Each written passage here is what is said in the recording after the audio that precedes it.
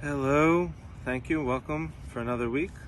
In memory of my father, Shimshon ben Shalom, let's get it. So there's a lot of talk going around about ego death and humbling yourself and growing and changing and all these terms. And it seems that there's certain attributes within humanity that are detrimental to us as a collective, as an individual.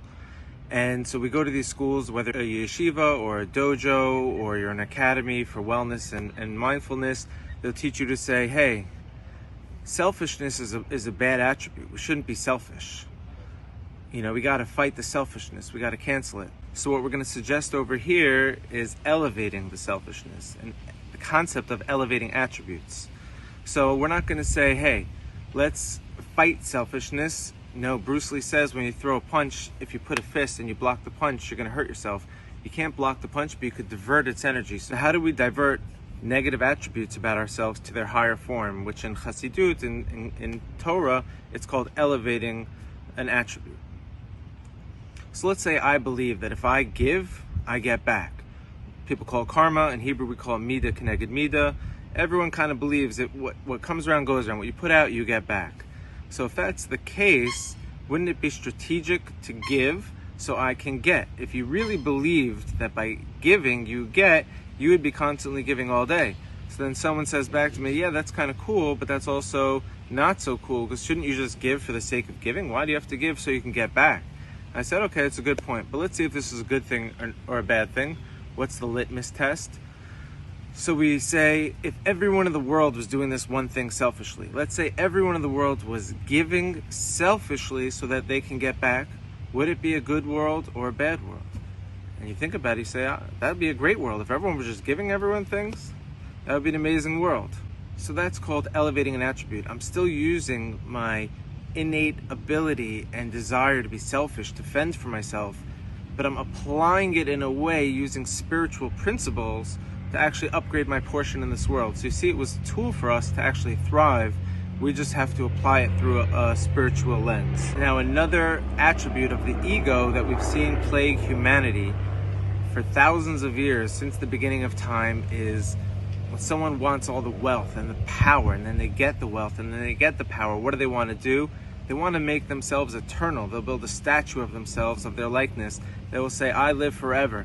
And you see, deep down inside, the human wants to live forever. We want to be eternal. We don't want to end. I have all this money, all this power, all this wealth. I have to make sure I live eternal. It's built inside of us. It's part of our ego.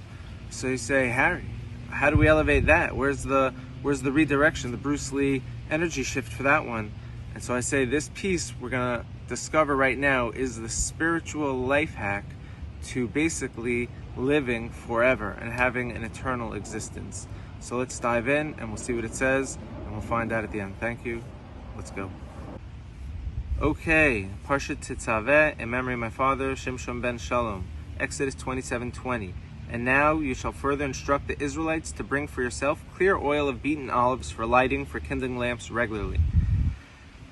The known question in this parsha is, why is Moses' name not mentioned once in this week's Torah portion? Throughout the rest of the Torah, from the second Moses was born, there is no Torah portion that does not mention his name. So the first question is, what's going on here that says Va'ata and you? It doesn't say Moses, and we're skipping his name and we're just youing him. A second question is, why does the verse have to say, and now? Moses was already in a conversation with Hashem prior to that, and the verse could have just started off by saying, you shall command, or command the children of Israel. Similarly, this is the question of the Kli Yakar and the holy Or HaChaim, two great sages. So our first question is, why is Moses' name not mentioned in the whole portion? And secondly, what happened prior that God has to be like, and now? You were just talking to me, what's the and now about? So let's see. And to answer, with the help of the heavens, it is well known what is said in the Zohar, that an angel is called standing. When we refer to an angel is standing. As you see in the Zohar over here, the above angels, they are called standing ones. The Zohar cites the source for this teaching from the Tanakh below. It says in Zechariah, thus says the Lord of hosts, if you walk in my paths and keep my charge, you in turn will rule my house and guard my courts, and I will permit you to move about among these standing ones. I will permit you to move around angels, standing ones. The understanding here is that an angel is always dwelling on the same level from the day of an angel's inception until the day of its end. And an angel has zero free will. And from the level that it was created, an angel gets that specific divine flow from Hashem, God, continuously. Nothing more, nothing less. And this is why angels are called standing, as it is stationary. This is not the case with humans, who have free will. Humans are an aspect of motion, movement. It's built into human nature to keep changing from level to level, either upwards or down. If we choose a path of goodness, then we will grow in levels and grow towards the path of life and the exalted upper levels. And if we, humans, aren't going up, then God forbid we diminish ourselves and go to a much lower level of existence, as humans cannot dwell on the same level. And this is why we are called motion, movement. In Hebrew, it's holech. Humans are holech. I was once taught we're on like a downward escalator trying to go up. So if you're not actively going up, your natural path is just going to take you down. As well, a human after his or her death is called stationary, just like the angels, as we could see from King David below that the dead are called free. Psalms 88:6. The dead are free, like bodies lying in the grave, of whom you are mindful no more, and whom are cut off from your care. And the sages of Israel say, though, a person should always engage in Torah and mitzvot before he dies, as once he is dead, he is idle from Torah and mitzvot, and there is no praise for the Holy One, blessed be he, from him. And that is what Rabbi Yochanan said. When a person dies, then he becomes free of Torah and mitzvot. However, this is great, guys, because I know everyone, mental health out there serious, like, oh no, I know someone that died, and no Torah mitzvah, what's going on? No, there is one way to stay in a state of movement and motion even after death. As the sages of Israel say, with regard to the same verse, Rabbi Chia bar Ashi said, that Rav said, the Torah scholars have neither rest in this world nor in the world to come, as in both worlds they are constantly progressing. As it is stated, they go from strength to strength. Every one of them appears before God in Zion. Psalms 84:8. They go from strength to strength, appearing before God in Zion. That's the source from that in King David. As we see, Rashi on this verse details what this means to have no rest. What does Rashi say? What is no rest in this world and in the next world? Because they go from yeshiva to yeshiva and from Beit Medrash to Beit Medrash. That's like the most luxurious place a human could find himself from the planet is in the house of study. When he's with his friends, cup of tea, you're studying 2,000-year-old texts, you're having a good time, good conversation. So basically the soul in that next world is still having some type of wonderful existence. As we see from the holy text of our sages, that whoever learns Torah with the members of their household and who creates students of Torah in this world that go in the ways of truth, this type of human is from an aspect of going, in movement, even after his or her death. This is due to all the Torah that is being disseminated to students in the world due to this person's existence. All of this light in Torah is considered this departed person's merit.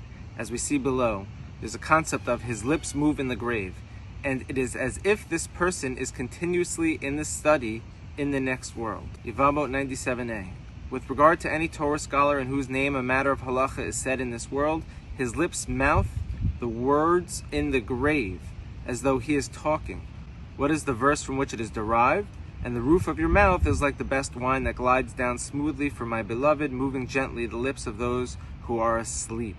So we see there's a connection between this oil flowing down and waking up those that are asleep, and that refers to those in the grave, that they still have an existence through people who are alive today, keeping their memory and their Torah and their teachings and their light alive. And herein is an excellent explanation of why Moses' name was not mentioned in this week's Parsha. That the Holy Torah is hinting to us that a person can see and be seen even when his name is not in the world anymore, which implies after his or her death.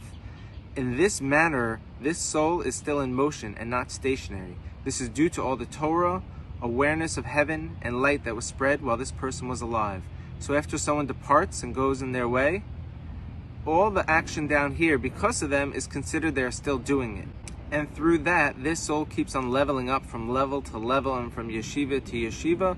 And this is why the verse states, and now you shall command the children of Israel. What's that initial and now question we had? The intention here is to say that even when your name is not mentioned, which is symbolic for after you pass away, which is saying you are no longer physically present down here on earth, but nonetheless, if you go in the ways of God and learn and teach Torah, it is as if you are alive and you are the ones fulfilling the commandment itself. And this also answers why the verse says, take for yourself. What do you mean, take for myself? Well, why me? Pure. It shouldn't be generations. Why myself? Take for yourself pure oil, as oil is always symbolic for referring to Torah, as we see in the teachings of the sages. Your name is like the finest oil. The Torah is compared to oil. So we're basically understanding that the first verse of this Torah portion is teaching us in code hidden within it that, hey, when you are not here anymore, take for yourself Torah. You can take light and growth with you into where you're going to go.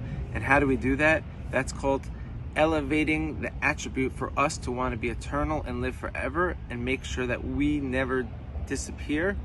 How do we do that? By making sure, because of our existence, other people brought light into this world. That I taught someone one thing and now he's doing something great. I'm off duty, I could leave. But because we're addicted to certain attributes, we should be addicted to wanting to make ourselves eternal. Just like the man who was addicted to, 2,000 years ago, the Roman generals who would make statues of themselves and turn themselves into gods to become eternal, we have that same drive in us to become eternal or to want to become eternal. So let's just keep spreading light, because that is the foundation for our true eternity, because where we go from here, that light is actually stored for us. If you heard that, we're in the Wild West out here. There's manatees and animals, and Shabbat Shalom, over and out.